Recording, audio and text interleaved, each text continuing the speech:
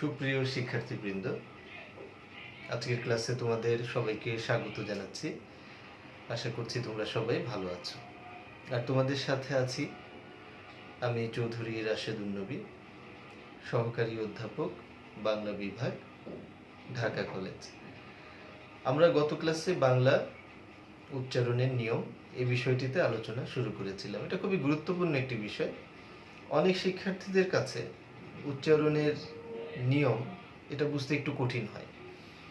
তো যেহেতু খুব গুরুত্বপূর্ণ একটা বিষয় নিয়ে আমরা আলোচনা করছি, আমি আশা করব তোমরা সবাই খাতা কলম সামনে নিয়ে বসবে, যাতে গুরুত্বপূর্ণ নিয়মগুলো তোমরা বিশ্লেষণগুলো একটু লিখে নিতে পারো। আমাদের বইগুলোতে উচ্চারণের নিয়ম দেওয়া আছে, সব বইতে। যে ব্যাকরণ বইটা তুমি কিনছো, তো বাজার থেকে যেটাই তুমি কিনে নিচ্ছ, সেখানে কিন্তু উচ্চারণের নিয়মগুলো থাকে। কিন্তু সেই নিয়মগুলোকে যদি একটু বিশ্লেষণ করে সুন্দর করে দেয়া হয়, তাহলে তোমার বুঝে নিতে একটু সুবিধা হয়। সেই জন্য তুমি নিজে যখন পড়তে যাও, অনেক সময় তোমার কাছে কঠিন লাগতে পারে, কিন্তু তোমার শিক্ষক যখন এটি বিশ্লেষণ করে তোমাকে সহজভাবে বুঝিয়ে দিবে, তখন তোমার কাছে সহজ লাগবে সেটা। সেই জন্যই তুমি একটু খাতায় এই বিষয়গুলো তুলে নিবে। গত ক্লাসে আমরা বাংলা উচ্চারণের নিয়ম এবং প্রাসঙ্গিক আলোচনা করে উচ্চারণ, বিশেষ করে স্বরধ্বনির উচ্চারণটা আমরা করেছি, এবং সেখানে মৌলিক স্বরধ্বনি আর যৌগিক স্বরধ্বনি সেই বিষয়গুলো আমরা দেখেছি। মৌলিক স্বরধ্বনি 7টি, সেই 7টি মৌলিক স্বরধ্বনি আমরা দেখেছি, এবং যৌগিক স্বরধ্বনি 25টি, সেই সম্পর্কে আমরা আলোচনা করেছি। আজকে আমরা স্বরধ্বনিকে একক হিসেবে ধরে ধরে উচ্চারণ আমরা শুরু করব, অর্থাৎ স্বরে অ, আ, ই, এই ধ্বনিগুলোকে আমরা আলাদা আলাদাভাবে উচ্চারণ করব, এবং এদের উচ্চারণ কখন কীরকম হয় সেই বিষয়গুলো আমরা দেখার চেষ্টা করব। স্বরধ্বনির উচ্চারণ আমাদের অত্যন্ত গুরুত্বপূর্ণ। বিশেষ করে স্বরধ্বনির উচ্চারণ স্বরধ্বনির জন্য যেমন গুরুত্বপূর্ণ, একই সাথে ব্যঞ্জন ধ্বনি উচ্চারণ করার জন্য কিন্তু স্বরধ্বনির উচ্চারণ গুরুত্বপূর্ণ। কারণ ব্যঞ্জন ধ্বনির মধ্যেও স্বরধ্বনি যুক্তভাবে থেকে যায়। ব্যঞ্জনগুলো তো আর একাকী উচ্চারিত হতে পারে না, স্বরধ্বনির সাহায্য তাকে নিতে হয়। ফলে স্বরধ্বনির উচ্চারণটা জানা তোমার খুবই জরুরি। আমাদের প্রথম আজকে আমরা যেটা শুরু করব সেটা হচ্ছে অধ্বনির উচ্চারণ। এই অধ্বনি হচ্ছে স্বরধ্বনির মধ্যে আমি বলবো যে সবচেয়ে গুরুত্বপূর্ণ। কারণ অধ্বনির একটা মূল ব্যাপার হলো, অবর্ণ যখন আমরা বলি, স্বরে অ যেটা বলি, স্বরবর্ণের মধ্যে তুমি দেখো 11টি স্বরবর্ণ আছে, কিন্তু 11টি স্বরবর্ণের মধ্যে 10টির সংক্ষিপ্ত রূপ বা কার আছে। অর্থাৎ যখন তারা ব্যঞ্জন বর্ণের সাথে বা ব্যঞ্জন ধ্বনির সাথে বসে, তখন কিন্তু তাদের একটা সংক্ষিপ্ত রূপ শব্দটির মধ্যে দেওয়া থাকে, যেটা দেখে তুমি বুঝো যে এখানে আকার, হ্রস্বইকার, হ্রস্বকার, দীর্ঘকার এইগুলো আছে। কিন্তু অধ্বনির ক্ষেত্রে এই ধরনের কোনো সংক্ষিপ্ত রূপ বা কার নেই, ফলে একটা জটিলতা হয়। অধ্বনি যেখানে বসে সেখানে আমরা কিন্তু কোনো কার না থাকাতে অনেক ক্ষেত্রে আমরা বিব্রত হই যে এখানে অধ্বনি আছে কি নাই। তাহলে আবার এই অধ্বনি দেখো, যেখানে আবার অধ্বনি নাই সেখানে আবার হর্ষ চিহ্ন বা হসন্ত দিতে হয়। আবার এই অধ্বনির উচ্চারণ দুই রকম হয়, কখনো সংবৃত হয়, কখনো বিবৃত হয়। ফলে অধ্বনির উচ্চারণ নিয়ে বেশ একটা জটিলতা তোমাদের অনেকের মধ্যেই দেখা যায়। আবার দেখো, অধ্বনি আমাদের প্রচুর শব্দের মধ্যে আছে, অনেক শব্দের মধ্যে যেখানে কোনো স্বরবর্ণের চিহ্ন নাই এবং হসন্ত নাই, সেখানে আমরা অধ্বনি আছে বলে ধরে নিই। ফলে অধ্বনির উচ্চারণটি খুব গুরুত্বপূর্ণ। এই জন্য খুব মনোযোগের সাথে আমরা একটু দেখার চেষ্টা করব। তাহলে প্রথমেই তুমি একটি শিরোনাম দিয়ে নাও অধ্বনির উচ্চারণ, এবং তারপরে একটি পয়েন্ট লিখে নাও। অধ্বনির উচ্চারণ দুই প্রকার, যথা বিবৃত বা স্বাভাবিক উচ্চারণ, আর 2 নম্বরটা হচ্ছে সংবৃত বা ও ধ্বনির মতো উচ্চারণ। তাহলে দেখো কিরকম, 1 নম্বরটা হলো বিবৃত বা স্বাভাবিক উচ্চারণ, আর দ্বিতীয়টি হচ্ছে সংবৃত বা ও ধ্বনির মতো উচ্চারণ। অর্থাৎ অধ্বনি যখন অধ্বনির মতোই উচ্চারিত হবে, তার নিজের রূপের মতোই উচ্চারিত হবে, তখন আমরা তাকে বলবো বিবৃত বা স্বাভাবিক উচ্চারণ। আর অধ্বনি পরিবর্তিত হয়ে যখন ও ধ্বনির মতো উচ্চারিত হবে, তখন আমরা তাকে বলবো সংবৃত বা ও ধ্বনির মতো উচ্চারণ। আমরা একটু উদাহরণের সাহায্যে যদি একটু দেখে নিই, তাহলে আমরা দেখলাম যে অধ্বনির উচ্চারণ দুই রকম। 1 নম্বরটি ছিল আমাদের বিবৃত বা স্বাভাবিক উচ্চারণ। এই বিবৃত বা স্বাভাবিক উচ্চারণে অধ্বনি কি হবে? অধ্বনির মতোই উচ্চারিত হবে। অর্থাৎ অধ্বনি সে কিন্তু অধ্বনির মতোই উচ্চারিত হবে। তো এর একটা উদাহরণ যদি তুমি দাও, যেমন ধরো অবিচার, অবিচার, এখানে অধ্বনিটি কেমন হচ্ছে? স্বাভাবিক উচ্চারণ হচ্ছে, অধ্বনির মতোই উচ্চারিত হচ্ছে। আর সংবৃত বা অধ্বনির মতো উচ্চারণ, যেটা সংবৃত উচ্চারণ, সংবৃত উচ্চারণ, এখানে অধ্বনি থাকবে কিন্তু উচ্চারণ হবে কেমন? অধ্বনির মতো। এর একটি উদাহরণ তুমি দাও, যেমন অতি। খুব সহজ উদাহরণ দিয়ে আমরা বুঝি। অতি শব্দটা লিখি আমরা স্বরেয় দিয়ে, কিন্তু উচ্চারণ করতে গেলে আমরা বলি কি? অতি। তাহলে এই দুটো উদাহরণ আমি যে দিলাম, দুইটাতে আমাদের অধ্বনি পূর্ণরূপে বসেছে, অর্থাৎ পরিপূর্ণ রূপ নিয়ে বসেছে বা প্রাথমিক রূপ নিয়ে বসেছে। অনেক সময় অধ্বনি ব্যঞ্জন বর্ণের সাথে যুক্তভাবেও বসতে পারে। যেমন তুমি একটি শব্দ আমি যদি এখন দেখি, যেমন ধরো গুরুতর, গুরুতর। তো এই শব্দটাতে তুমি দেখো গুরুতর, এই শব্দটাতে আমাদের কিন্তু এই দুইটি অধ্বনি আছে। তয়ের নিচে একটি অধ্বনি আছে, আবার রয়ের নিচে একটি অধ্বনি আছে। তো গুরুতর এর উচ্চারণটি কেমন? গুরুতর। খুব একটা মজার উচ্চারণ। দেখো দুইটি অধ্বনির মধ্যে একটি অধ্বনি বিবৃত উচ্চারণ হলো, বিবৃত উচ্চারণ হলো অর্থাৎ অ এর মতোই উচ্চারিত হলো এটি। আর একটি অধ্বনি যেটা তোমার এই রয়ের সাথে ছিল, এই অধ্বনিটি সংবৃত উচ্চারণ হয়ে ও এর মতো হয়ে গেল, গুরুতর। তাহলে বানানের মধ্যে তোমার কোনো ওকার নাই, কিন্তু উচ্চারণ করতে গেলে সেটা ওকার দিয়ে তোমাকে লিখতে হচ্ছে। তোমরা নিশ্চয়ই জানো যে পরীক্ষায় তোমাকে উচ্চারণ থেকে সাধারণত যে প্রশ্নটি করবে, বলবে যে শব্দের উচ্চারণ দেখাও। 7টি শব্দ দেওয়া থাকবে, যেমন ধরো গুরুতর আছে, অতি আছে, এরকম আরো টোটাল 7টি শব্দ দেওয়া থাকবে। 7টি শব্দের মধ্যে তোমাকে 5টি শব্দের উচ্চারণ দেখাতে হবে। যেমন ধরো ঐতিহ্য, এরকম ভাবে 7টি শব্দ দেওয়া থাকবে। এখন তুমি কি করবে? 2 কলামে এটাকে প্রেজেন্ট করবে, 2 কলামে লিখবে। প্রথম কলামে তুমি লিখবে প্রদত্ত শব্দ, প্রদত্ত শব্দ, যেমন ধরো অতি, যেমন ধরো ঐতিহ্য, এরকম 5টি তুমি দিবে। আর এখানে লিখবে উচ্চারণ, অর্থাৎ এই শব্দটির উচ্চারণটা কেমন হবে সেটা তুমি দেখাবে। এটার উচ্চারণ হবে এরকম অতি। ঐতিহ্যের উচ্চারণ হবে কেমন?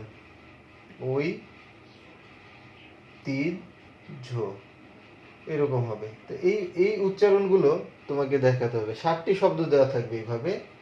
আউট অফ 7 তুমি 5টি দেখাবে, প্রত্যেকটির জন্য 1 নম্বর করে আছে। যাই হোক, আমরা ছিলাম স্বরে অধ্বনির উচ্চারণে। আমরা এটা বুঝলাম যে অধ্বনির উচ্চারণ 2 রকম হয়।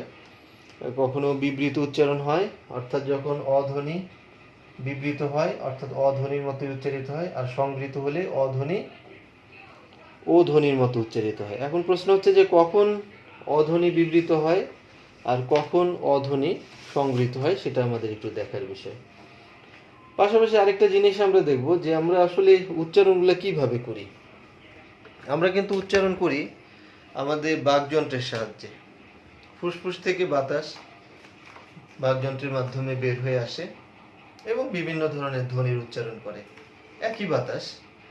তো ভিন্ন ভিন্ন ধ্বনি কিভাবে উচ্চারণ হয়? বাকযন্ত্রের কিন্তু একটা মুভমেন্ট হতে থাকে, ঠোঁট, দাঁত, জিহ্বা, অন্যান্য যে বাকযন্ত্র আছে সেগুলোর সাহায্যে আমরা একই বাতাস থেকে ভিন্ন ভিন্ন ধ্বনির উচ্চারণ করি। এখন ফলে এটা আমরা বুঝতে পারি যে উচ্চারণের সময় আমাদের বাকযন্ত্রের অবস্থানেরও পরিবর্তন হয়। তো অধ্বনি উচ্চারণের সময় বাকযন্ত্রের কি অবস্থান হয় সেটা বোঝাটা খুব জরুরি।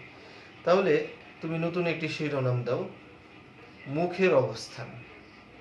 মুখের অবস্থান, মুখের অবস্থানটা তোমার বুঝতে সুবিধা হবে। মুখের অবস্থানকে আন্ডারলাইন করে তুমি প্রথমেই আরেকটি অনুশীলনাম দাও, বিবৃত উচ্চারণের সময় মুখের অবস্থান। তো বিবৃত উচ্চারণের সময় আমাদের মুখের অবস্থানটা কি থাকে, এটার আমরা 2টা পয়েন্টে আমরা বর্ণনা করতে পারি। প্রথমে একটা পয়েন্ট, অধ্বনির বিবৃত উচ্চারণের সময় চোয়াল বেশি প্রসারিত হয়। চোয়াল কোনটায়? যে দাঁতের, যে আমরা বলি দাঁতের সারি, দাঁতের পাটি যেটাই বলি, এই চোয়াল কি হবে? অ বললে একটু প্রসারিত হবে, স্পেস নিবে।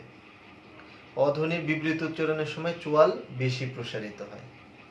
আর দ্বিতীয় আরেকটা পয়েন্ট মনে রাখো, ঠোঁট গোলাকৃতি হয় না, ঠোঁট গোলাকৃতি হয় না, মানে সমান্তরাল থাকে। যখন তুমি বলছো তখন চোয়াল একটু প্রসারিত হবে আর ঠোঁট একটু সমান্তরাল থাকবে। এবার দেখো সংবৃত উচ্চারণের সময় মুখের অবস্থান। এখানে দুইটা পয়েন্ট তুমি মনে রাখো। প্রথম পয়েন্টে তুমি লিখেও রাখতে পারো, অধ্বনি সংবৃত উচ্চারণে চোয়াল কম প্রসারিত হয়। এই চোয়াল যেটা দুই দাঁতের সারি, এটা কম প্রসারিত হবে, কাছাকাছি থাকবে। আর গুরুত্বপূর্ণ যেটা, সেটা দ্বিতীয় পয়েন্টে, ঠোঁট গোলাকৃতি হয়ে ও এর মতো উচ্চারিত হয়।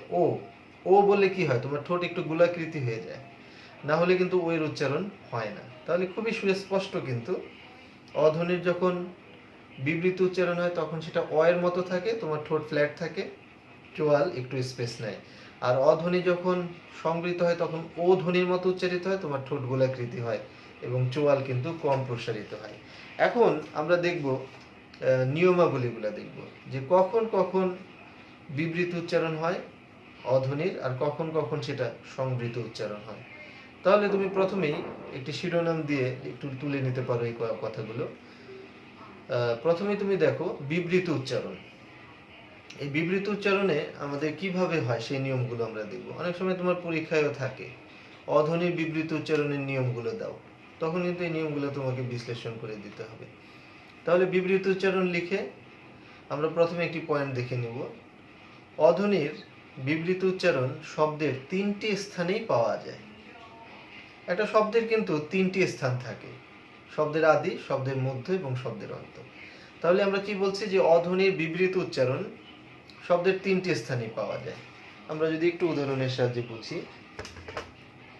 অধ্বনির বিবৃত উচ্চারণ, এই যে এই উচ্চারণটা এর মতো, এটি শব্দের 3টি স্থানে পাওয়া যায়, শব্দের আদি, মধ্য, অন্ত।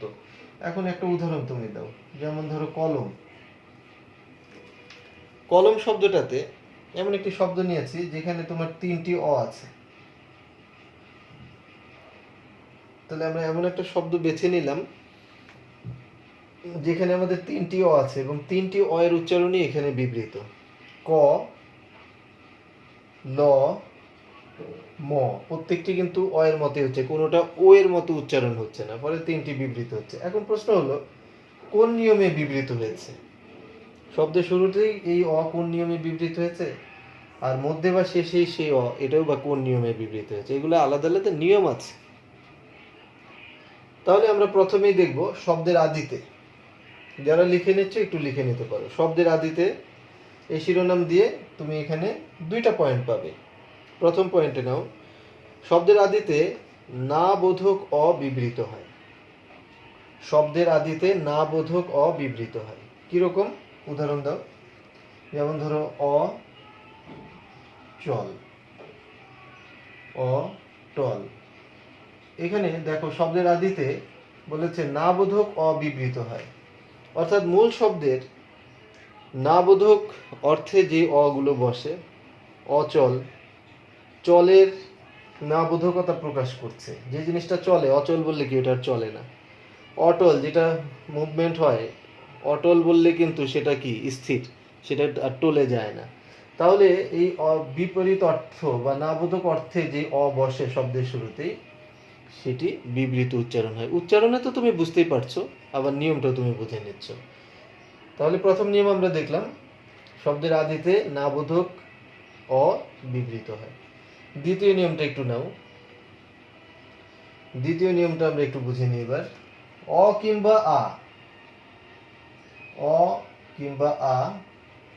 যুক্ত ধ্বনির, কিংবা যুক্ত ধ্বনির পূর্ববর্তী অধ্বনি বিবৃত হয়। তাহলে কিংবা যুক্ত ধ্বনির পূর্ববর্তী অধ্বনি বিবৃত হয়। যদি শুরুতে একটি থাকে, তারপরে অথবা থাকে, তাহলে এই পূর্ববর্তী অধ্বনি বিবৃত হবে। যেমন একটি শব্দ দেখো, কথা।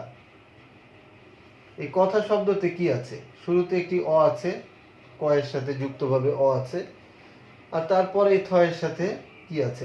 আছে। তাহলে আমরা সেটাই বলছি যে, মানে শুরুতে যদি একটি থাকে এবং তারপরে যদি অথবা থাকে, এখানে আছে, ফলে এই আমাদের ক বিবৃত হয়েছে। উচ্চারণে তুমি বুঝতে পারো, ক যখন বলছো, কিন্তু এটা কিন্তু আমরা কথা বলি না, কথা, তাই না? আমরা বলি কথা। তোমার সাথে আমার কিছু কথা আছে, তাহলে উচ্চারণটা অই আমরা করছি, অর্থাৎ বিবৃত উচ্চারণ করছি। আবার আমরা অ দিয়ে একটি উদাহরণ দেখি।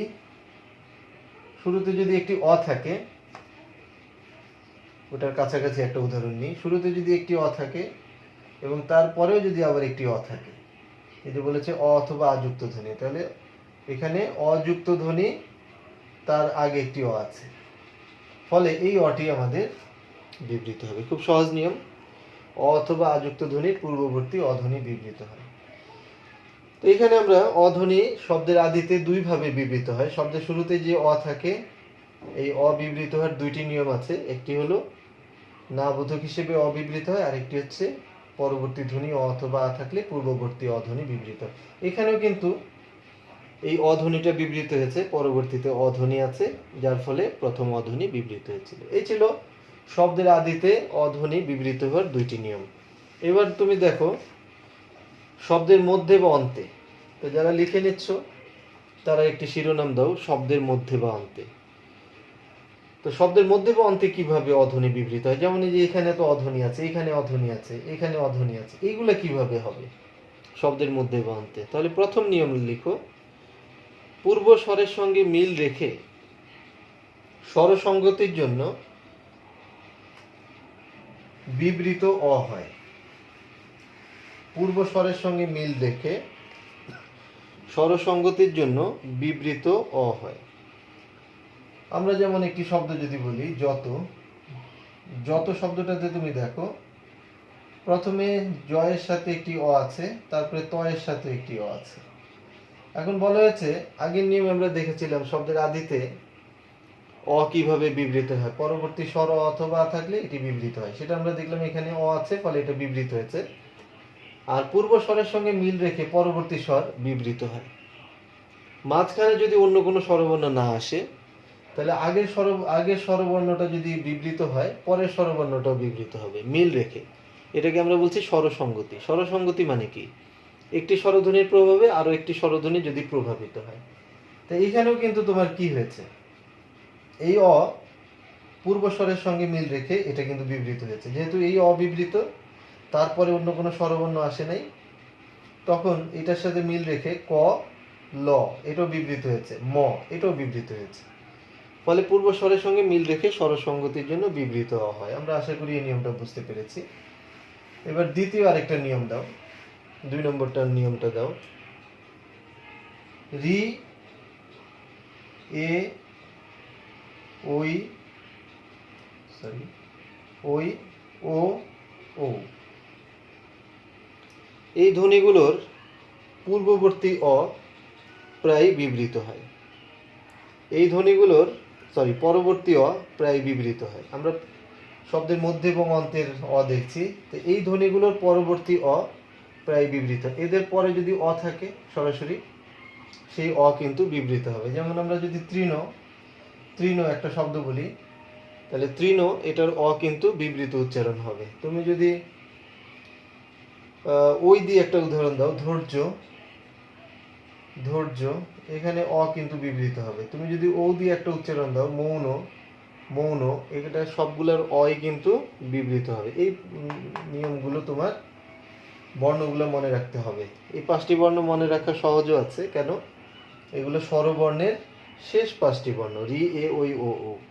ফলে এরা যদি শুরুতে থাকে, তারপরে যদি অ থাকে, তখন সেই অধ্বনিটি বিবৃত হবে। এটা ছিল আমাদের 2 নম্বর নিয়ম। 3 নম্বর নিয়ম দেখো, অনেক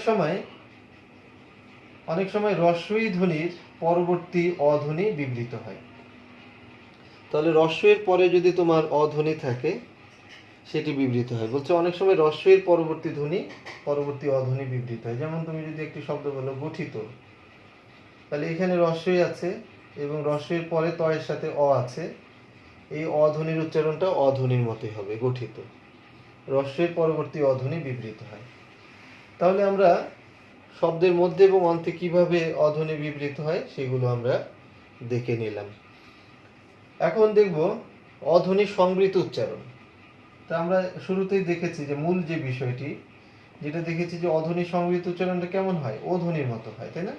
সংবৃত উচ্চারণে আমাদের অধ্বনিটার উচ্চারণ ও ধ্বনির মতো হয়। তো এখন সংবৃত উচ্চারণের নিয়মগুলো কি কি, কখন কখন শব্দের অধ্বনি সংবৃত উচ্চারণ হবে সেটা আমরা একটু দেখব। প্রথম নিয়ম দেখো, প্রথমে তুমি দেখো শব্দের আদিতে, কারণ আমরা তো জানি একটি শব্দের তিনটি অংশ থাকে, শব্দের আদি, মধ্য এবং অন্ত।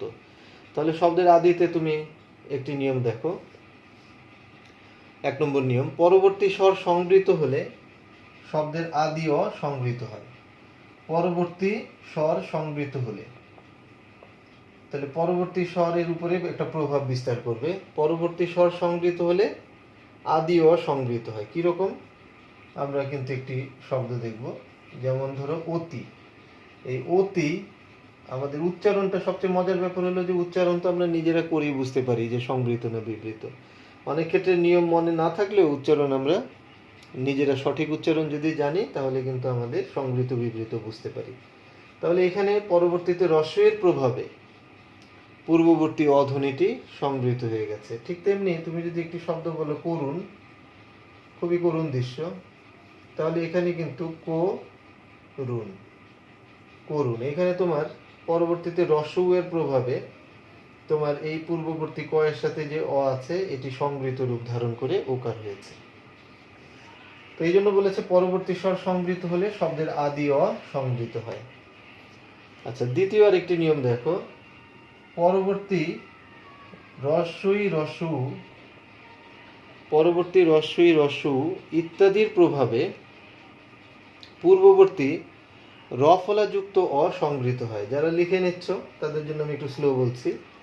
পরবর্তী রস্যই রস্যু ইত্যাদির প্রভাবে পূর্ববর্তী রফলাযুক্ত অ সংবৃত হয়। তার মানে শুরুতে যদি রফলা থাকে যার সাথে একটি অযুক্ত আছে, আর তারপরে রস্যই বা রস্যু থাকে, এই নিয়মটির কথা বলেছে। তাহলে এইখানে কি হবে, এই নিয়মে এই অ সংবৃত হয়ে ও এর মতো হবে। আমরা যদি সংক্ষেপে দেখি যে পরবর্তী রস্যই রস্যুর প্রভাবে পূর্ববর্তী রফলাযুক্ত অ সংবৃত হয়ে ও এর মতো উচ্চারিত হবে। কিরকম, শব্দ দেখলে তুমি খুব সহজে বুঝবে, উদাহরণ তোমাকে সহজ করে দিবে। যেমন প্রতিভা, এই যে প্রতিভা, এখানে পরবর্তীতে কি আছে, রস্যই আছে এবং তার আগে অ আছে। তাহলে বলেছে যে শুরুতে যদি অ থাকে আর তারপরে যদি রস্যই বা রস্যু থাকে, তখন এই শুরুতে রফলাযুক্ত অ এটা কিন্তু সংবৃত হবে। তার মানে প্রতিভা, এরকম হলো। এই রস্যইকারের প্রভাবে এখানে ওকার হয়ে গেল। ঠিক তেমনি আমরা যদি রস্য উকার দিয়ে একটি শব্দ দেখি, প্রচুর, তাহলে প্রচুরে কি হবে, পয়রফল ওকার, প্রচুর। এই রস্য উকারের প্রভাবে এখানে কি হয়ে গেল, ওকারে পরিণত হয়ে গেল। ফলে রস্য এবং রস্য, আমরা কিন্তু আগেরটাই দেখেছি, ওখানে বলেছে যে পরবর্তী স্বর সংবৃত হলে আদি অসংবৃত হয়, সেখানে রস্যই রস্য দিয়ে আমরা দেখেছিলাম। আবার পরের নিয়মে বলেছে যে রফলাযুক্ত অ যদি থাকে তারপরে রস্যই অথবা রস্য থাকলে এই আদি অ সংবৃত হয়। তাহলে তোমার এই রস্যই এবং রস্যকে একটু ভালো করে মনে রাখতে হবে, এদের আগে রফলা থাকলেও সংবৃত হচ্ছে আর সাধারণভাবে থাকলেও কিন্তু সংবৃত হচ্ছে, সেটা আমরা বুঝলাম। তাহলে শব্দের শুরুতে কিন্তু এই দুইটাই নিয়ম ছিল। এবার তুমি নতুন শিরোনাম দাও, শব্দের মধ্যে ও অন্তে। শব্দের মধ্যে ও অন্তে, এখন আমরা দেখব শব্দের মধ্যে এবং অন্তে অবস্থিত অ সেটি কিভাবে সংবৃত হয়। তাহলে তার 1 নম্বর নিয়ম দেখো, তর, তম, তন। তর, তম, তন প্রত্যয়যুক্ত বিশেষণ পদের অন্ত স্বরেও সংবৃত হয়। এই তর, তম, তন প্রত্যয়যুক্ত বিশেষণ পদের অন্ত অ সংবৃত হয়, তখন সে কি হবে, ও এর মতো হবে। এখন তর, তম, তন নিয়মটা শুনলে মনে হচ্ছে যে কি কঠিন নিয়ম বাবা, তর, তম, তন বিশেষণ শব্দের অন্ত স্বরে সংবৃত। আসলে কঠিন কিছু না। এই তর, তম, তন এই প্রত্যয়গুলো দিয়ে সাধারণত বিশেষণ শব্দই গঠিত হয়। যে শব্দগুলো হয় ওগুলো অ্যাডজেক্টিভই হয়, দোষ গুণবাচক শব্দ হয়, এবং ওদের যে অন্ত অ আছে সেইগুলো কিন্তু তোমার এখানে তো অন্ত অ কিরকম আছে, যেমন একটা উদাহরণ আগে দেখিয়েছিলাম, আবার সহজে লাগার জন্য ওই উদাহরণটাই দিচ্ছি। গুরুতর, তাহলে র এর সাথে একটি কি আছে, অ আছে না, এই কথাই বলেছে যে এই অন্ত স্বরে অটি কি হবে, সংবৃত হয়ে ওকারের মতো উচ্চারিত হবে। গুরু, তোমার উচ্চারণটা হবে গুরু তর। এখন তুমি যদি তম দিয়ে একটা উদাহরণ দাও, তম, প্রিয়তম, তাহলে এখানেও কিন্তু অন্ত যে অ আছে এটি ওকারের মতো উচ্চারিত হবে, প্রিয়তম, প্রিয়তম। তাহলে এখানে আমরা কিন্তু তমতে যেটা আমরা অন্তের উচ্চারণটা দেখছিলাম এটা ওকারের মতো উচ্চারিত হচ্ছে, প্রিয়তম। এইভাবে ঊর্ধ্বতন, ঊর্ধ্বতন, ঊর্ধ্বতন কর্তৃপক্ষ, এইভাবে তরতম তন হলে এটা ওকার দিয়ে উচ্চারিত হবে। আর শব্দের মধ্যে অন্তে আরেকটি নিয়ম আছে, রস্বই এবং রসউ এর পরবর্তী এবং মধ্য এবং অন্ত অ অনেক সময় সংবৃত হয়। রস্ব এবং রস্যুর পরে মধ্য এবং অন্ত অ অনেক সময় সংবৃত হয়। এরকম আমাদের উদাহরণ যদি আমরা একটা দিই, যেমন ধরো প্রিয়, তাই না, এই খাবারটি আমার অনেক প্রিয়, তাহলে রস্যের পরে এখানে অ আছে, শব্দের শুরুতে রস্যই আছে, তারপরে অ আছে, তাহলে রস্যের পরে অ অনেক সময় সংবৃত হয়ে যায়, উচ্চারণটি হবে এরকম, প্রিয়। আমরা প্রিয়তমর মধ্যেও দেখেছিলাম এখানে উচ্চারণটি কিন্তু সংবৃত হচ্ছে। তো আমাদের এইভাবে শব্দের অ এর উচ্চারণটা আমরা দেখলাম। আমরা যদি খেয়াল করি যে অ এর উচ্চারণ আমরা কেমন পেলাম, আমরা অ এর উচ্চারণ দুই রকম পেয়েছি, যে বিবৃত অ আর সংবৃত অ। বিবৃত অটা অ এর মতো উচ্চারিত হয়, আর সংবৃত অ সেটা কিন্তু ও এর মতো উচ্চারিত হয়। কোন কোন নিয়মে উচ্চারিত হয় সেটা আমরা দেখলাম। তোমার যদি একটা প্রশ্ন আসে যে অধ্বনির উচ্চারণের 5টি নিয়ম দেখাও, তখন তুমি এখান থেকে 5টি নিয়ম দেখাতে পারবে। এখন আমরা এর পরের ধ্বনিগুলো দেখি। আ ধ্বনির উচ্চারণটা দেখি। এই উচ্চারণটা খুবই সহজ। দেখো আ ধ্বনির উচ্চারণ, আ ধ্বনির উচ্চারণ এটাকে তুমি আন্ডারলাইন করে 2টা পয়েন্ট পাবে। 1 নম্বর পয়েন্টে তুমি দাও, লিখে নাও এবং বুঝে নাও। একাক্ষর শব্দে আ ধ্বনি সাধারণত দীর্ঘ হয়। একাক্ষর শব্দে আ ধ্বনি সাধারণত কি হয়? দীর্ঘ হয়। কিরকম? যেমন আমরা একটি শব্দ যদি বলি মা, এটা কিন্তু এক অক্ষর। এক অক্ষর মানে এক সিলেবাল, এক নিঃশ্বাসে উচ্চারিত বর্ণ বা বর্ণ সমষ্টি। এখানে 2টা বর্ণ আছে, ম আছে আর স্বরে আছে, কিন্তু উচ্চারণটা কি? এক অক্ষর, একসাথে উচ্চারণ করছি। তাহলে এটা কিন্তু একটু দীর্ঘ উচ্চারণ আমরা করি। যখন আমরা বলি মা, আ কিন্তু একটু দীর্ঘ হতে পারে, হ্যাঁ। এবং তোমার যদি মা যদি পাশের রুমে থাকে, দূর থেকে ডাকছো, তখন কিন্তু আরো একটু দীর্ঘ করতে পারো, তাই না? মা বললে একটু আ একটু লম্বা হতে পারে। তাহলে এক অক্ষর শব্দের আ সাধারণত দীর্ঘ হয়। একাধিক অক্ষর যুক্ত শব্দে স্বরে আ, একাধিক অক্ষরযুক্ত শব্দে আ সাধারণত কি হয়? আ সাধারণত হ্রস্ব হয়।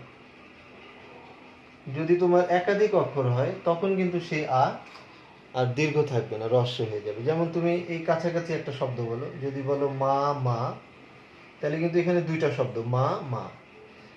তাহলে প্রথম শব্দটা বলার পরে দ্বিতীয় শব্দটা, একাধিক অক্ষর যেহেতু, দ্বিতীয় শব্দটা তোমাকে উচ্চারণ করতে হচ্ছে মামা। দ্রুতই কিন্তু বলতে হয় যে সে আমার মামা। তাহলে এখানে মা কিন্তু যত স্লো তুমি উচ্চারণ করতে পারো, মানে হালকাভাবে দীর্ঘভাবে সময় নিয়ে উচ্চারণ করতে পারো, একটু মা, একটু আকে লম্বা করতে পারো, মামা বললে কিন্তু মামা পরপর উচ্চারণ করতে হয়। ঠিক তেমনি যে ধান, ধান কিন্তু তোমার এক অক্ষর, কারণ একবারে উচ্চারণ করছো তুমি ধান। ধান একটু আকে একটু লম্বা করা যায়, মানে খুবই হালকা আসলে এই উচ্চারণগুলো, মানে দৈর্ঘ্যটা খুবই কম বেশি, মানে খুব যে কম খুব যে বেশি এরকম না। ধান আ একটু লম্বা হচ্ছে, কিন্তু যখন তুমি বলো ধানি জমি, ধানি জমি, তা ধানি ধানি ধানি, এই ধানি কিন্তু দ্রুতই তোমাকে ধা বলার সাথে সাথে আবার নি চলে আসবে, যার জন্য উচ্চারণটা খুবই দ্রুত হবে, হ্রস্ব হয়। এখন এই আয়ের উচ্চারণ আমাদের উচ্চারণ করার ক্ষেত্রে একটু হয়তো আমরা খেয়াল করতে পারি, কিন্তু পরীক্ষার খাতায় আয়ের উচ্চারণের এই অয়ের উচ্চারণের মতো সংবৃত বিবৃত এই ধরনের ঝামেলা নাই, শুধু হ্রস্ব আর দীর্ঘ। আচ্ছা, তারপরে আমরা এবার দেখব হ্রস্বই দীর্ঘই, হ্রস্ব দীর্ঘ ও ধ্বনির উচ্চারণ। এই 5টি ধ্বনিকে একসাথে আমরা দেখে নিব। হ্রস্বই দীর্ঘই, হ্রস্ব দীর্ঘ ও ধ্বনির উচ্চারণ। এখন তুমি এইটাও কিন্তু তোমার এই আ ধ্বনির মতোই। আ ধ্বনিকে আমরা আগে আলাদা কেন করলাম? যাতে এবার আমাদের একসাথে 5টিকে করতে বুঝতে অসুবিধা না হয়। 2টা পয়েন্টে তুমি করতে পারবে। একাক্ষর শব্দে এই ধ্বনিগুলোর উচ্চারণ সাধারণত দীর্ঘ হয়, ওই যে আয়ের মতো।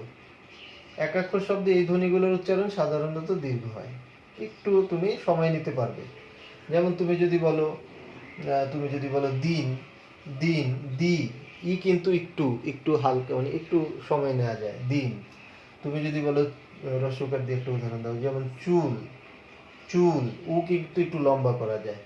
তুমি যদি বলো বোন, হ্যাঁ বোন, তাহলে ও বোন, ও কিন্তু একটু লম্বা করা যায়। কিন্তু দ্বিতীয় পয়েন্টে দেখো, তাহলে বলছে একাধিক অক্ষরযুক্ত একাক্ষর শব্দে এই ধ্বনিগুলোর উচ্চারণ দীর্ঘ হয়। আর আরেকটা পয়েন্ট বলছে একাধিক অক্ষরযুক্ত শব্দে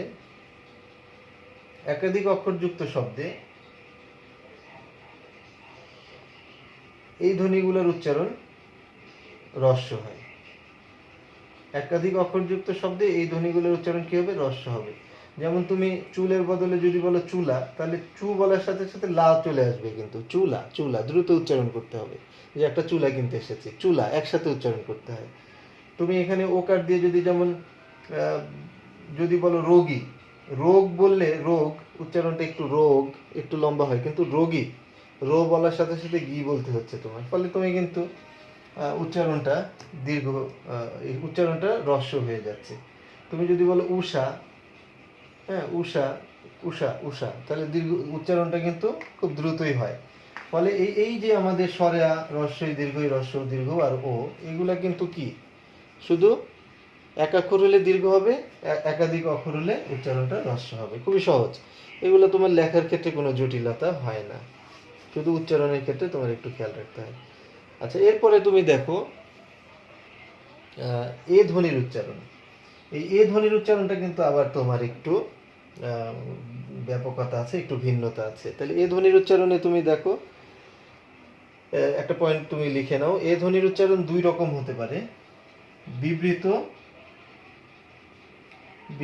উচ্চারণ, আর 2 নম্বর হচ্ছে তোমার বিবৃত উচ্চারণ। আবার তুমি পাশে একটু দিয়ে নিবা, তুমি একটা পয়েন্ট লিখে নাও যে এ ধ্বনির উচ্চারণ দুই রকম হতে পারে, বিবৃত উচ্চারণ, 1 নম্বরে একটা পয়েন্ট দিয়ে নাও, বিবৃত উচ্চারণ। তো বিবৃত উচ্চারণ লিখে তুমি পাশে একটু দিয়ে দিবে যে এ ধ্বনির মতো, এ ধ্বনির মতো, মানে এ ধ্বনির যখন বিবৃত উচ্চারণ হবে তখন সেটা এ ধ্বনির মতো হবে। কেমন? উদাহরণ দিলে তুমি বুঝতে পারবে। যেমন ধরো দেখা, দেখা, তাহলে এখানে কিন্তু একার আছে, তাই না? একার আছে, কিন্তু এর উচ্চারণটা কেমন হবে? পরীক্ষার খাতায় তোমাকে লিখতে হবে এভাবে, দেখা, যে তার সাথে আমার দেখা হয়েছে। তুমি যদি বলো খেলা, দেখো এ ধ্বনি অথচ উচ্চারণটা কি? উচ্চারণটা এরকম, খেলা। তাহলে এ ধ্বনির উচ্চারণ কিন্তু তোমার বিবৃত হতে পারে, যেটা এ ধ্বনির মতো হয়। আর দ্বিতীয় যেটা নিয়ম, সংবৃত উচ্চারণ, সংবৃত উচ্চারণ। প্রথমটা দিয়েছো বিবৃত উচ্চারণ, এ ধ্বনির মতো, দ্বিতীয়টা হচ্ছে সংবৃত উচ্চারণ। আর এটার ব্র্যাকেটে তুমি লিখে রাখবে এ কারের মতো, এ কারের মতো। অর্থাৎ এটা কিন্তু আর এ দিয়ে মিলবে না। কিরকম? যেমন ধরো সে, সে যখন তুমি বলছো তখন কিন্তু সেটা এ কারের মতো, অর্থাৎ যেটা তুমি জফলা আকার দিয়ে কিন্তু উচ্চারণটা মিলবে না, এটার উচ্চারণ ওই এ কার দিয়েই করতে হবে, সে। তুমি যখন বলছো মেঘ, তখন কিন্তু জফলা আকার দিলে মিলবে না, এটার উচ্চারণ এ কার দিয়ে করতে হবে, মেঘ। তাহলে এ ধ্বনির যে উচ্চারণ, এটার যে বেসিক জিনিসটা তোমাকে খেয়াল রাখতে হবে। দুই রকম উচ্চারণ হতে পারে, বিবৃত উচ্চারণ যেটা তোমার এ ধ্বনির মতো, আর হলো সংবৃত উচ্চারণ যেটা তোমার কি এ কারের মতো, এ কারের মতো, তাই না? এই কিন্তু পার্থক্য তোমার খেয়াল করতে হবে। এখন তুমি যদি একটা শব্দ বলো সে কেলে, দেখো এখানে তোমার কি উচ্চারণ হচ্ছে? সে কেলে। এখানে কিন্তু তোমার জফলা আকার দিলে উচ্চারণ মিলছে না, ফলে সংবৃত উচ্চারণ হচ্ছে। এখন তোমার দেখতে হবে নিয়ম, মানে কখন সংবৃত হয় আর কখন বিবৃত হয়। তাহলে তুমি নতুন একটা শিরোনাম দাও, নিয়মাবলী। প্রথমে তুমি দেখো বিবৃত উচ্চারণ, বিবৃত উচ্চারণ। তাহলে বিবৃত উচ্চারণের একটা নিয়ম তুমি দেখো, এ ধ্বনির বিবৃত উচ্চারণ কেবল শব্দের আদিতেই পাওয়া যায়। এটা খুব গুরুত্বপূর্ণ একটা নিয়ম, যে এ ধ্বনির বিবৃত উচ্চারণ কেবল শব্দের আদিতে পাওয়া যায়। মানে একটা শব্দের তো আদি মধ্য অন্ত 3 রকমই থাকতে পারে, অনেক বড় শব্দ হতে পারে, কিন্তু বিবৃত উচ্চারণটা শুধু শব্দের শুরুতেই পাবে, মধ্যে বা শেষে কখনো পাবে না। যেমন তুমি যদি বলো একা, যে সে একাই থাকে, তার বাসায় সে একা থাকে, কিন্তু এর উচ্চারণটা তোমার কিন্তু এরকম করতে হচ্ছে, একা। তুমি এর আগে যেমন একটা সহজ শব্দ দেখেছি, খেলা, উচ্চারণটা কি? খেলা। তাহলে এ ধ্বনির যেই বিবৃত উচ্চারণ সেটা কিন্তু কেবল শব্দের আদিতেই পাই, শব্দের আদিতে পাই, যুক্তভাবে থাকলো বা এককভাবে থাকলো, শব্দের শুরুতে আমরা পাই, মধ্যে বা অন্তে কখনো এটা পাওয়া যাবে না। তাহলে প্রথম নিয়মটা আমরা দেখলাম, এ ধ্বনির বিবৃত উচ্চারণ কেবল শব্দের আদিতেই পাওয়া যায়। আচ্ছা, দ্বিতীয় একটা নিয়ম দেখো, 2 অক্ষর বিশিষ্ট সর্বনাম বা অব্যয় পদে এ ধ্বনি বিবৃত হয়। 2 অক্ষর বিশিষ্ট সর্বনাম বা অব্যয় পদে এ ধ্বনি বিবৃত হয়। এখন 2 অক্ষর বিশিষ্ট সর্বনাম কি? যেমন এত, এর উচ্চারণ কি হচ্ছে? এত। তুমি এত দেরি করে এলে, এত। তাহলে এত 2 অক্ষর বিশিষ্ট। যদি বলো এখন, এটা কিন্তু 2 অক্ষর বিশিষ্ট, যে তুমি এখন একটু আসো, এখন। তাহলে এই 2 অক্ষর বিশিষ্ট সর্বনাম বা অব্যয় পদে যে এ আছে সেটা কিন্তু বিবৃত হবে। 3 নম্বর একটা নিয়ম দেখো, অনুস্বার বা চন্দ্রবিন্দু যুক্ত ধ্বনির আগে এ ধ্বনি বিবৃত হয়। অনুস্বার বা চন্দ্রবিন্দু যুক্ত ধ্বনির আগে এ ধ্বনি বিবৃত হয়। কিরকম? অনুস্বার দিয়ে আমরা একটা শব্দ দেখি, যেমন চ্যাংরা, বলেছে যে শুরুতে যদি এ থাকে তারপরে অনুস্বার থাকে, তাহলে এই অনুস্বার বা চন্দ্রবিন্দু যুক্ত ধ্বনির আগে এই ধ্বনি বিবৃত হয়। তাহলে চ্যাংরা, উদাহরণ কি? উচ্চারণ চ্যাংরা। এইভাবে তোমাকে উচ্চারণটা দেখাতে হবে, যেহেতু অনুস্বার আছে তার আগে এই ধ্বনি আছে। এরকম তুমি চন্দ্রবিন্দু যুক্ত ধ্বনির আগে যদি দেখো তখন কিন্তু এই ধ্বনি বিবৃত হবে। যেমন ধরো বেকা, একটা শব্দ যদি বলো বেকা, এটা একটু আঞ্চলিক ধরনের, কিন্তু এর উচ্চারণটা হবে কি? বেকা, এরকম উচ্চারণ হবে। তো অনুস্বার বা চন্দ্রবিন্দুর আগে যদি এ ধ্বনি থাকে তাহলে সেই এ ধ্বনির উচ্চারণটি তোমার বিবৃত হয়। 4 নম্বর একটা নিয়ম দেখো, খাঁটি বাংলা শব্দে এ ধ্বনির উচ্চারণ বিবৃত হয়। খাঁটি বাংলা শব্দ, খাঁটি বাংলা শব্দ কোনগুলো? ওই যে আমরা বলি যে দেশি শব্দ যেগুলো অনার্যদের ভাষা থেকে এসেছে, সেই খাঁটি বাংলা শব্দে এ ধ্বনির উচ্চারণ বিবৃত হয়। যেমন তুমি একটা শব্দ দেখো তেনা, এই পুরানো কাপড়কে আমরা বলি যে তেনা কাপড়, তো এই এ ধ্বনির উচ্চারণ কিন্তু কি হয়? বিবৃত হয়, তয় জফলা আকার নয় আকার, এরকম হবে তেনা। তুমি যদি বলো তেলা পোকা, তাহলে কি হয়? উচ্চারণটা বিবৃত হয়, তেলা পোকা। তাহলে এইভাবে খাঁটি বাংলা শব্দে এ ধ্বনি, যেমন যদি আরেকটা উদাহরণ দাও, ঢ্যাপসা।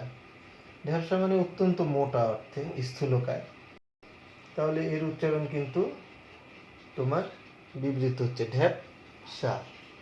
এখন দন্ত স কেন তালব্য উচ্চারণ হলো সেটা আমরা কিন্তু ব্যঞ্জন ধ্বনির উচ্চারণে দেখব।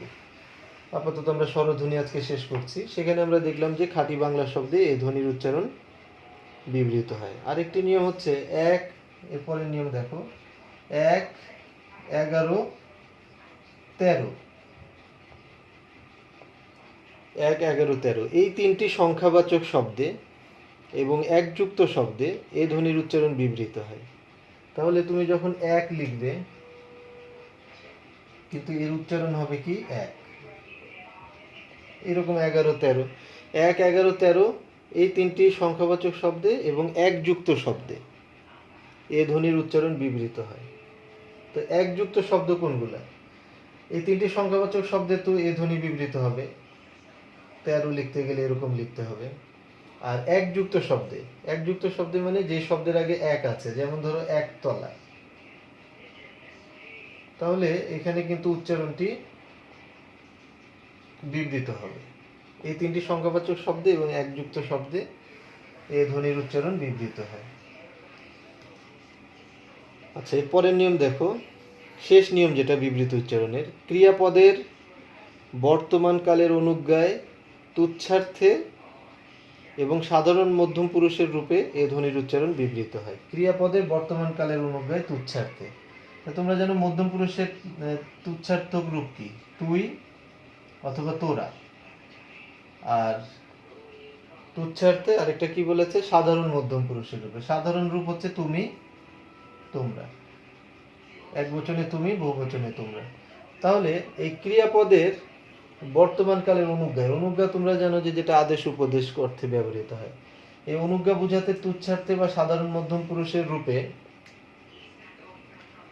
তোমার কিন্তু যে এ ধ্বনি আছে, সেই এ ধ্বনি কিন্তু উচ্চারণ বিবৃত হবে। যেমন তুই বা তোরার সাথে যদি বলো কি দেখ, তুই দেখ, এখানে এ ধ্বনির উচ্চারণটা বিবৃত হবে, দেখ উচ্চারণটা হবে এরকম, দেখ।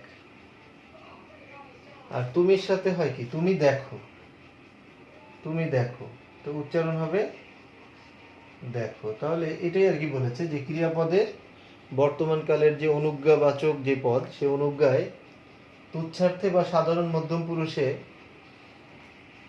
রূপে এ ধ্বনির যে উচ্চারণ, এটা বিবৃত হয়। তুই বা তোরার সাথে বর্তমান কালের এই ধ্বনির উচ্চারণটা বিবৃত হয়। এইগুলোই ছিল এই ধ্বনির বিবৃত উচ্চারণের নিয়ম। এখন আমরা সংবৃত উচ্চারণের নিয়মগুলো যদি দেখি তাহলে কি দেখতে পাই। প্রথম নিয়ম দেখো, পদের অন্তে এ ধ্বনি বিবৃত হয়। আমরা তো এর আগে পড়েছি যে বিবৃত উচ্চারণ কেবল পদের আদিতেই পাওয়া যায়। তাহলে সংবৃত উচ্চারণে আমরা প্রথম নিয়মই পাচ্ছি, পদের অন্তে এ ধ্বনি সংবৃত হয়। যখনই তুমি শব্দের শুরুতে না হয়ে মধ্যে বা অন্তে হবে, তখন এ ধ্বনি বিবৃত হবে, সংবৃত হবে। যেমন ধরো পথে, যেমন ধরো ঘাটে, এগুলাতে যেহেতু যে এ ধ্বনিটা পরে আছে, তো পদের অন্তে এ ধ্বনি সংবৃত হয়। 2 নম্বর নিয়ম দেখো, তৎসম শব্দের শুরুতে ব্যঞ্জন ধ্বনির সাথে যুক্ত এ ধ্বনির উচ্চারণ সংবৃত হয়। তৎসম শব্দের শুরুতে ব্যঞ্জন ধ্বনির সাথে যুক্ত এ ধ্বনির উচ্চারণ সংবৃত হয়। তাহলে কিরকম, যেমন একটা শব্দ দেখো প্রেম, এটা একটা তৎসম শব্দ।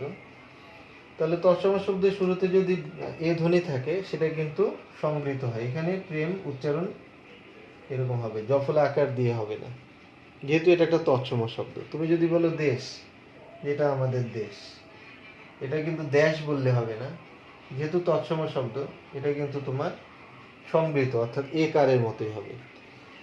3 নম্বর নিয়ম দেখো, এক অক্ষর সর্বনাম পদের এ ধ্বনি সংবৃত হয়। এখন এক অক্ষর সর্বনাম কোনগুলো, এক সিলেবালের সর্বনাম, যেমন সে, সে যদি তুমি সে বলো তাহলে তো হবে না, এটা সংবৃত হবে, অর্থাৎ এ কার দিয়ে উচ্চারণ করতে হবে। তাহলে তোমার এক অক্ষর সর্বনাম পদের এই এ ধ্বনি সংবৃত হয়, সে, কে, যে ইত্যাদি। আচ্ছা, 4 নম্বর নিয়ম আমরা দেখি এবার সংবৃতর। হ কিংবা আকার বিহীন যুক্ত ধ্বনি পরে থাকলে এ ধ্বনি সংবৃত হয়। হ কিংবা আকার বিহীন যুক্ত ধ্বনি পরে থাকলে এ ধ্বনি সংবৃত হয়। যেমন একটা শব্দ দেখো কেহ, এখানে পরে কিন্তু হ আছে, আগে এ ধ্বনি আছে। তাহলে বলেছে শব্দের শেষে যদি হ থাকে, তাহলে আগের যে এ, এটি সংবৃত হবে, কেহ। তো হ কিংবা আকার বিহীন যুক্ত ধ্বনি, আকার বিহীন যুক্ত ধ্বনি দেখো একটা শ্রেষ্ঠ, এটা একটা যুক্ত ধ্বনি যার শেষে আকার নাই। তাহলে এইভাবে হ অথবা আকার বিহীন যুক্ত ধ্বনি যদি পরে থাকে, তখন এ ধ্বনি কি হয়, সংবৃত হয়। তাহলে এখানে শ্রেষ্ঠ উচ্চারণে কিন্তু আমরা দেখি যে এ ধ্বনিটি সংবৃত উচ্চারণই হলো। আরেকটি যেটি 5 নম্বর নিয়ম, রস্বই অথবা রস্যকার পরে থাকলে এ ধ্বনি সংবৃত হয়। রস্বই অথবা রস্যকার, এটা যদি পরে থাকে, তাহলে আগের যে এ ধ্বনি সেটি কিন্তু সংবৃত হবে। রস্বই বা রস্যকার পরে থাকলে এ ধ্বনি সংবৃত হয়। যেমন দেখি, দেখি, এখানে এ ধ্বনি কিন্তু কি হচ্ছে, সংবৃত। এটার উচ্চারণ এরকম, দেখি বললে হবে না, দেখি। এইভাবে তুমি যদি বলো রেণু, এখানে রস্যকার পরে আছে, রস্যকার পরে থাকলে আগের এ ধ্বনি সংবৃত হবে, তাই না? এখন মূর্ধন্য কেন দন্তন্য হলো, সেটা আমরা ব্যঞ্জন ধ্বনিতে দেখব। তাহলে এ ধ্বনির কিন্তু এই কয়টি নিয়ম সংবৃতর ক্ষেত্রে। তাহলে এই ধ্বনির ক্ষেত্রে তুমি খুব মজার একটা ব্যাপার দেখো, আমরা কি শিখলাম, এই ধ্বনি 2 রকম হতে পারে, বিবৃত হতে পারে আর সংবৃত হতে পারে। বিবৃত হলে তার উচ্চারণ হবে এ, সংবৃত হলে তার উচ্চারণ হবে একার, তাই না? এটা আমরা পেলাম। আবার এই ধ্বনির যে তিনটি অংশ আছে শব্দের আদি মধ্য অন্ত, তার মধ্যে দেখো এই যে বিবৃত, এটা শুধু শব্দের আদিতেই হবে। আমরা যদি একটি শব্দের এই তিনটি স্থান পাই, তাই বিবৃতটা শুধু এখানে হবে। আর সংবৃতটা আদিতেও হতে পারে, মধ্যে হতে পারে, অন্তে হতে পারে।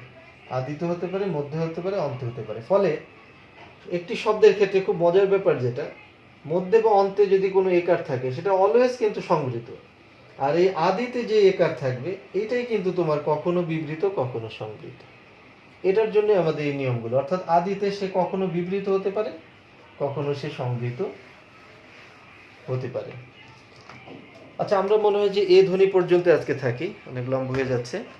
আরো কয়েকটি ধ্বনি আমাদের আছে, কিন্তু এতটা ধৈর্য তোমাদের হয়তো একটু ক্লান্ত হয়ে যাবে, বেশ বড় হয়ে গেছে ক্লাসটা। আমরা আগামী ক্লাসে ওই ধ্বনি, ও ধ্বনি, ঔ ধ্বনি, হ্যাঁ, ওই ধ্বনি, ও ধ্বনি এগুলো দেখবো, এবং তার সাথে আমরা ব্যঞ্জন ধ্বনির উচ্চারণগুলো দেখবো। তাহলে আজকে কিন্তু স্বরধ্বনির উপরে আমরা বেশ কিছু গুরুত্বপূর্ণ জায়গা দেখলাম, বেশ বড় একটু আলোচনা করেছি এবং খুব গুরুত্বপূর্ণ ছিল আলোচনাটি। ভিডিওটি তোমাদের কাছে থাকবে, এটি একাধিকবার তুমি দেখতে পারো, এবং সেগুলো দেখে যদি তুমি উচ্চারণগুলো খুব ভালোভাবে বুঝতে পারো এবং যদি প্রয়োজনীয় জায়গাগুলো নোট করে নাও, তাহলে তোমাদেরকে অনেক ভালো লাগবে। এবং আগামী ক্লাসটি আমাদের আরও গুরুত্বপূর্ণ হবে, কারণ সেখানে আমরা ব্যঞ্জন ধ্বনির উচ্চারণগুলো মূলত দেখব, তার সাথে আমরা স্বরধ্বনির এই দুইটি উচ্চারণকেও দেখে নেব। তো আশা করছি আজকের ক্লাসটি তোমাদের ভালো লেগেছে। আগামী ক্লাস দেখার আমন্ত্রণ জানিয়ে আজকের ক্লাসটি এখানে শেষ করছি। সবাই ভালো থাকো, সুস্থ থাকো, সুন্দর থাকো। আল্লাহ হাফিজ।